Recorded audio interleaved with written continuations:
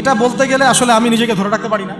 ইসলামের ইতিহাসের সবচাইতে মর্মান্তিক যুদ্ধ হচ্ছে মুতার যুদ্ধ, সবচেয়ে মর্মান্তিক। বদর, উহুদ, খন্দক, খায়বার যত যুদ্ধ আছে এগুলো যুদ্ধ অনেক বড় মাপের। মুতার যুদ্ধের প্রেক্ষাপট এবং সিচুয়েশনটা সম্পূর্ণ ডিফারেন্ট। এখানে আপনাদেরকে আমি 3 জন শ্রেষ্ঠ বীরের মহাকাব্য শোনাচ্ছি। কয়জন? 3 জন শ্রেষ্ঠ বীর পুরুষের মহাকাব্য। নবী সাল্লাল্লাহু আলাইহি ওয়াসাল্লাম একজন সাহাবীকে পাঠালেন, তার নাম হচ্ছে হারিস বিন উবাইদা। কি নাম বলেন? হারিস বিন উবাইদা, তুমি এই চিঠিটা নিয়ে যাও।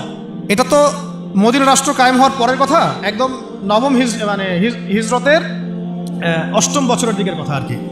তখন ততদিন হুদাইবিয়ার সন্ধিও হয়ে গেছে এবং কাজা উমরা আদায় হয়ে গেছে এবং খায়বার যুদ্ধ জয় হয়ে গেছে।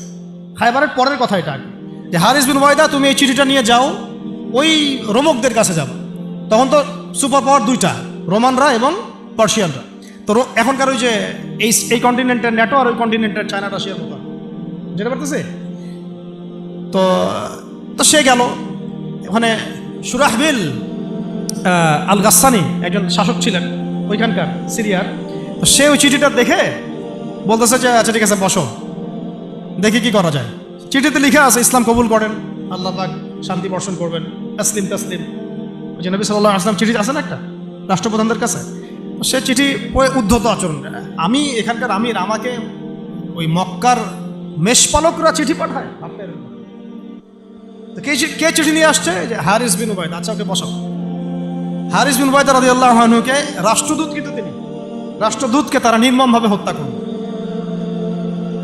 কথা বুঝতে পারছেন? এবার নবী সাল্লাল্লাহু আলাইহি ওয়াসাল্লামের কাছে খবর যখন আসছে রাষ্ট্রদূতকে হত্যা করেছে। আমার সাহাবীকে, কয়জন সাহাবীকে হত্যা করেছে? 10 জন, 20 জন, 100 জন? একজন সাহাবীকে হত্যা করার প্রতিশোধ নেওয়ার জন্য নবী সাল্লাল্লাহু আলাইহি ওয়াসাল্লাম 3000 বাহিনীর একটা জিহাদি কাফেলা তৈরি করলেন।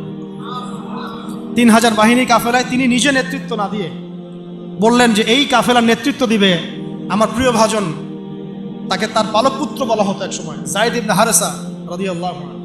কোন যায়েদ? তায়েফের সফরের সঙ্গী, তায়েফের সফরের একজন সাহাবী তার সাথে ছিলেন, তার নাম যায়েদ ইবনে হারেসা। যখন তায়েফবাসী নবীজিকে মারছিলেন, যায়েদ ইবনে হারেসা রাদিয়াল্লাহু আনহু তার বুক দিয়ে নবীকে জড়ায় ধরেছিলেন যে আমার গায়ে আঘাত লাগুক, তার গায়ে না লাগুক।